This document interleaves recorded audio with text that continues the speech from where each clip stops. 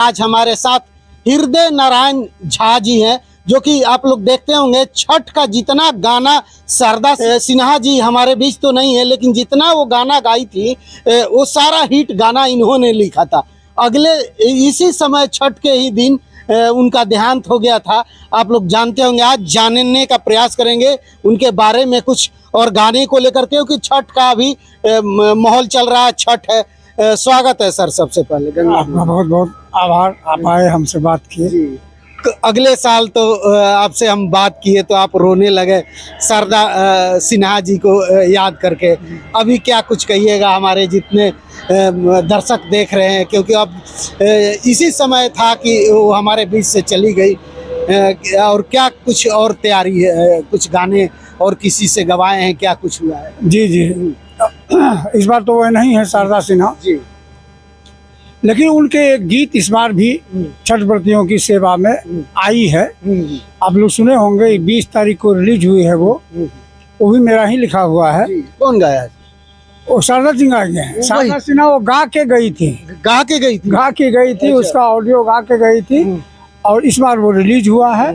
तो वो गीत इस बार तो छठ व्रती की सेवा में उनकी आवाज पहुंच चुकी है। बिल्कुल, कहीं ना कहीं वो हमारे बीच नहीं है, लेकिन आज भी उनके गाने बज रहे हैं। हाँ, गाने बज रहे हैं। सबसे सुखद बात यह है कि उनकी आवाज में ही छठ का गीत इस बार भी रिलीज हुआ। बिल्कुल, तो ये एक अच्छा सुखद संजोग है।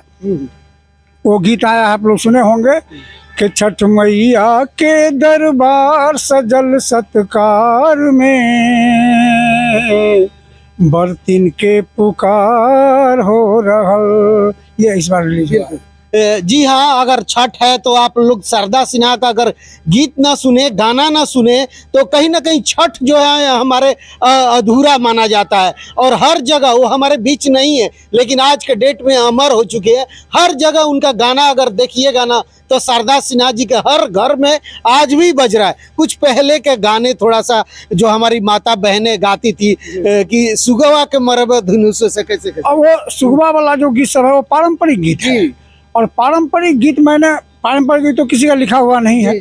तो वो गीत पारंपरिक तो पहले अपना गा चुकी थी, लेकिन उन्हीं का थोड़ा सा आवाज में वो गाना आज भी हिट है। हाँ, वो गाना तो आज भी बजता है। माँ बहन भी घर में गाते हैं। हाँ, तो गाती है। वो शारदा जी का है। वो गीत मेरा लिखा हुआ नहीं है, पारंपरिक गीत है, लेकिन आज भी हिट है वो गीत, आज भी बजता है। हाँ, आज भी बजता है। थोड़ा याद है तो गा दीजिए। केलवा जे फड़ा है घवद से, ओ पर सुगा मेरा राय। ये तो गीत तो आप सुनते हैं। बिल्कुल बिल्कुल। उनका था वो जो उगली किरनिया से भइले बिघनमा, घाटे घाटे घाटवा के सोर हो दीनानाथ, जागी भइले अब भोर। ऐसा गीत सब तो बहुत गाई थी शारदा। लमसम आप कितने गीत शारदा सिन्हा जी के लिखे? मैं जो लिखा, मैं 5-7 मैथिली गीत लिखा, 5 भोजपुरी का छठ गीत उनके लिए लिखा,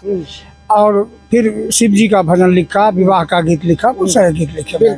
छठ का और कोई गीत याद हो आपका लिखा हुआ? मेरा लिखा हुआ बहुत सारा गीत है। आज पिछले ही साल गाई थी, वो भी मेरा ही था गीत। दुख मेटाई छठी मैया, रउए असरा हमार, सबके पूरा बेनी मनसा, हमरो सुनली पुकार। ये पिछले साल था। अच्छा, अभी कैसा महसूस हो रहा है? वो तो हमारे बीच नहीं है। आज रहती तो कैसा रहता है? हाँ, आज रहती तो कुछ और नया हो सकता था, नया कुछ आता। अब नहीं है, तो अब जो भी चीज उनका बचा हुआ है वही हम लोगों के लिए धरोहर है। याद आती है आज? बिल्कुल बिल्कुल। अभी के समय में वो हॉस्पिटल में थी, छठ के ही दिन। बिल्कुल बिल्कुल। वो याद देखिए, याद जितने समय मैंने उनके साथ बिताया वो सारी मेरी स्मृतियों में है। वो कभी नहीं मिटेंगी, वो हमेशा ताजा रहेंगी। इस बार वो नहीं है तो और गायिका सब आई हैं, वो हमारा गीत गाई हैं। इस बार मेरी रचना कल्पना पटवारी गाई है, प्रियंका सिंह गाई है, रेशमी शर्मा गाई है। तो इन लोगों का गीत काफी लोकप्रिय हो रहा है। अब दर्शक उसको पसंद कर रहे हैं। मेरी रचना है, तो ये प्रभु छठी मैया की कृपा है कि लोगों को अच्छा लग रहा है।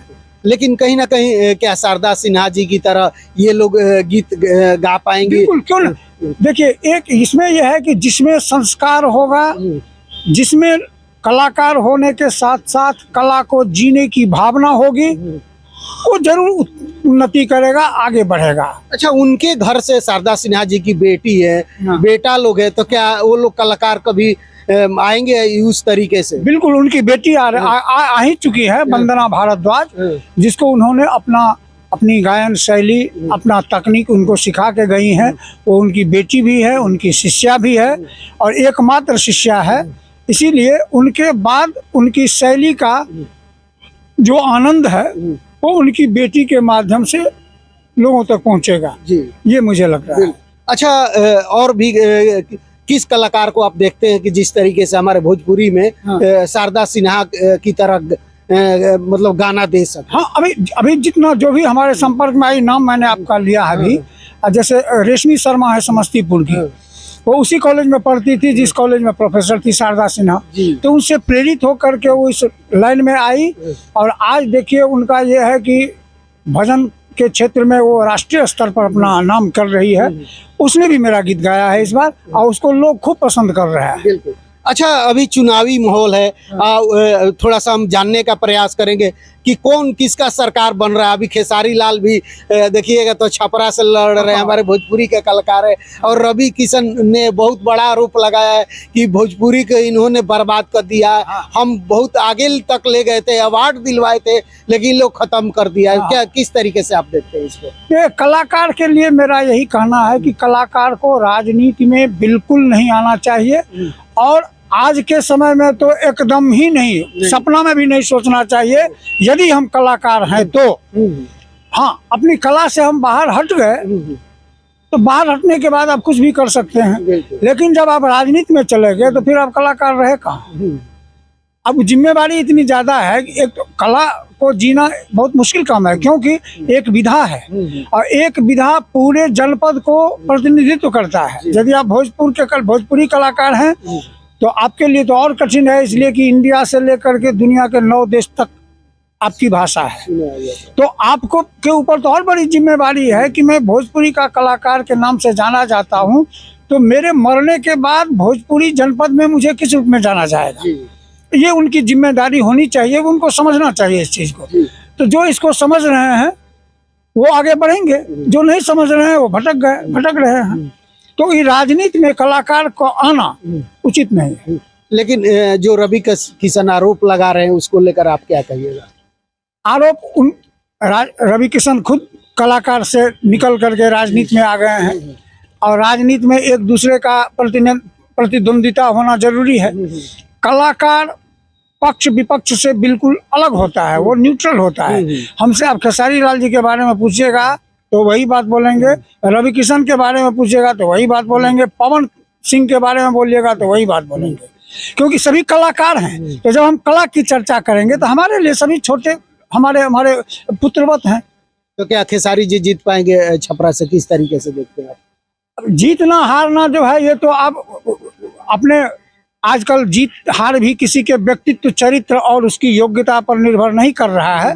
आजकल जो जीत निर्भर कर रहा है वो वोट, कैडर वोट पर निर्भर कर रहा है कि किसके पार्टी का, किसके गठबंधन का कितना वोट है। अब तो कैडर वोट भी नहीं है, अब गठबंधन का वोट है, महागठबंधन का वोट है। तो महागठबंधन का वोट उनको ज्यादा मिल जाएगा तो जीत जाएंगे। अच्छा, ज्योति सिंह को लेकर क्या कहिएगा? वो भी निर्दलीय काराकाट से उतरी हुई है। पवन सिंह जब से उनको छोड़े हैं, हाँ। हर जगह आंचल फैला करके अब वोट मांग रही है, बोल रही है कि 1-1 रुपया हमको चंदा भी दीजिए आशीर्वाद के रूप में। तो ये देखिए, उनके प्रति संवेदना लोगों की जागनी चाहिए, इसलिए कि एक स्त्री का सब कुछ उसका सुहाग होता है और सुहाग जीवित रहते हुए वो अभाग में जी रही हैं। उनको पति का सुख उपलब्ध नहीं है, सब कुछ है लेकिन पति का सुख उपलब्ध नहीं है। तो एक ऐसी स्त्री जिसके जीवन में अचानक इस तरह की विपदा आ गई कि पति का संग छूट गया, पति है भी, तो उस स्त्री के मन में ये बात जरूर रहती है कि हमारे भीतर जो भगवान ज्ञान बुद्धि विवेक दिए हैं, उससे यदि मैं परिवार नहीं संभाल सकी, परिवार के लोगों का मैं भला नहीं कर पाया, तो चलो अब हम जनता की बेटी हैं, जनता का सेवा करेंगे। तो उस स्त्री के लिए हमारी शुभकामना है, भगवान करें जीत जाए। जनता को वोट देना चाहिए।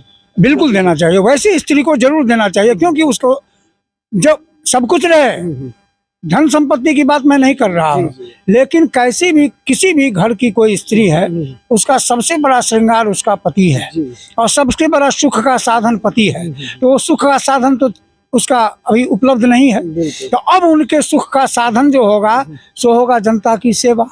जितना सेवा में व्यस्त रहेगी, लगी रहेगी, उतना ही उनका मन थोड़ा हल्का रहेगा, टेंशन नहीं होगा। पवन सिंह को किस तरीके से देखते हैं? जिस तरीके से काराकाट में वो भी निर्दलीय लड़े थे, वो एक बात बोले थे कि सब दल में दलदल बा और सबसे बढ़िया निर्दल बा। आज वही भाजपा में जाके मिल गए। हाँ, तो अब इनको क्या कहेगा, ये अपना उनका अपना चरित्र है, इसके बारे में कुछ कहा नहीं जा सकता है, ये अपने मन की बात। आप कलाकार है इसलिए मैं खुद सवाल कलाकार हूँ, इसीलिए सवाल है। कलाकार को कलाकारों से सवाल होगा। मैं देखिए, मैं एक अलग ढंग का कलाकार हूँ, इसलिए आप अलग ढंग का कहिएगा कि मैं 35 वर्ष से पटना रेडियो में हूँ, लेकिन मुझे आप किसी प्रोग्राम में कला संस्कृति विभाग का या सोनपुर मेला का या किसी महोत्सव में या किसी स्थान पर मंच पर मुझे नहीं देखे होंगे, इसलिए कि मैं योग साधक भी हूँ। मुझे ऐसा लगता है कि हमारी विरासत में आज जो नई पीढ़ी है, उसको एक तो अध्ययन का अभाव है, दूसरा अधिकतर नई पीढ़ी पढ़ाई के लिए भी शहर में रह रहा है, कंपटीशन के लिए भी शहर में रह रहा है, नौकरी करता है तो भी शहर में रह रहा है।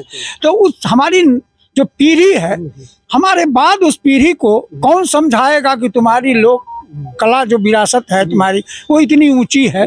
तो हम उसकी चिंता किए तो हम लगे, और ये 64 वर्ष की अवस्था हमारी बीत रही है, लेकिन हमको लग रहा है कि अब जो जीवन बचा हुआ है उसमें भी जिस विधा में हम हैं, उस विधा में जितने काम करने की आवश्यकता है मैं नहीं कर पा सकता हूँ। ये जिंदगी छोटी पड़ जाएगी। लेकिन जिसको इसकी परवाह नहीं है, वो राजनीति में कूद गए, वो मंत्री बन गए, वो बहुत चीज कर रहे हैं, वो अध्यक्ष बन गए, वो महासचिव बन गए, तो उनके लिए तो कहना बेकार है, वो मेरे से मेल नहीं खाते हैं। कलाकार हैं जरूर, लेकिन कलाकार में भिन्नता है, प्रकृति में भिन्नता है। भोजपुरी का पावर स्टार बोलते हैं। पावर स्टार बोलते हैं, तो पावर स्टार है। आजकल पावर स्टार किसको बोलता है?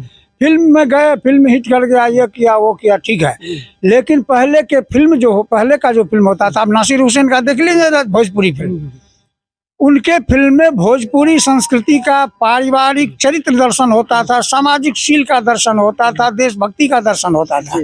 आजकल के कलाकार को पूछ दीजिए कि पारिवारिक चरित्र का परिभाषा बताओ, तो नहीं बता सकता है। अभी तो पिक्चर लीजिएगा, आप तो पत्रकार हैं, कहीं पूछिएगा कि एक पत्रकार से मैंने बात किया, उन्होंने कहा कि एक कलाकार को इसका सम्यक ज्ञान होना चाहिए कि व्यक्ति धर्म क्या है, पारिवारिक चरित्र क्या है, सामाजिक शील क्या है और देशभक्ति क्या है। आप राजनीति में प्रवेश किए हैं तो ये देशभक्ति से जुड़ा मामला है या सामाजिक शील से जुड़ा हुआ मामला है। तो पहले तो आप ये टटोलिए कि आपने समाज के लिए अभी तक क्या किया, क्या दिया है, क्या दिया, कितने लोग आपसे प्रभावित हैं उस देन को लेकर के।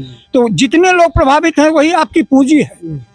अन्यथा यदि जा रहे हैं कि हमको जिता दीजिए, हम ऐसा तीर मार देंगे, तो ऐसा तो देखते हैं कि तो 75 साल से सब जीत रहे हैं, तीर मारते रहे हैं, और कितना नेशनल लीडर अभी है बिहार में, तो आप भी जानते हैं, हम भी जानते हैं। आज बिहार का ये हालत है कि एक भी नेशनल लीडर नहीं है जिसका नाम देश में हो कि बिहार में एक ऐसा लीडर है जो देश को लीड कर सकता है, ऐसा कोई नेता नहीं है। लेकिन भोजपुरी पिक्चरें नहीं चल रही है, गाने आजकल नहीं चल रहे हैं। हाँ, क्या कारण है? उसका कारण वही है कि आपको जो कहे कि जो जमीन से जुड़ा हुआ चीज होगा, जो मानव हम हैं, तो आपकी मानवीय संवेदना से हम भी जुड़े हुए हैं ना, तो जो संवेदना मुझ में है वो आप में भी है। तो संस्कार और संस्कृति किसी को माप नहीं करती। संस्कार, संस्कृति और कला के नाम पर यदि आप काम कीजिएगा, अचानक यदि आप चाहिएगा कि हम इसमें कूदे या सब कुछ हमको मिल जाए, तो चूंकि यथार्थ तो आपके पास है नहीं, सत्य से तो आप सत्य का साथ लेकर के तो चल नहीं रहे हैं, तो एक न एक दिन वो स्पष्ट हो जाएगा और आप गिर जाइएगा। तो आजकल जो गीत आ रहा है, एक तो ये देखिए कि भोजपुरी जनपद में किसी विवाह होने के बाद भी पति को अपनी पत्नी से मिलने की इजाजत गौना से पहले ससुराल में नहीं होता था। तो जहां पर इतनी परहेज रही है सांस्कृतिक एक सभ्यता में, वहां आप उस स्त्री को सड़क पर नीलाम कर दिए, उसका कपड़ा उतार दिए, गाना के माध्यम से सब कुछ कर दिए। तो नियति तो देख रही है ना, नियति किसी को माफ नहीं करती। एक समय के बाद अब देखिए धीरे धीरे अब समय बदल रहा है, तो अश्लील गीत का विरोध भी होने लगा। अब अश्लील गीत गाने वाले का भी विरोध होने लगा, और धीरे धीरे ये खत्म हो जाएगा और फिर अच्छी चीजें आएंगी। जी बिल्कुल आएंगी। बहुत बहुत धन्यवाद आपसे बात करने के लिए। अच्छा लगता है जब बात करते हैं, बुजुर्ग हैं काफी, मतलब कि ये शारदा सिन्हा के लिए गाने पारंपरिक हिट लिखे हैं। लोकगीत आप लिखे हैं कि नहीं? एक भी बहुत लिखे हैं, लोकगीत तो बहुत सारा लिखे हैं, लेकिन वो गीत भी हमारा है तो एक किसी न किसी सब्जेक्ट से जुड़ा हुआ है।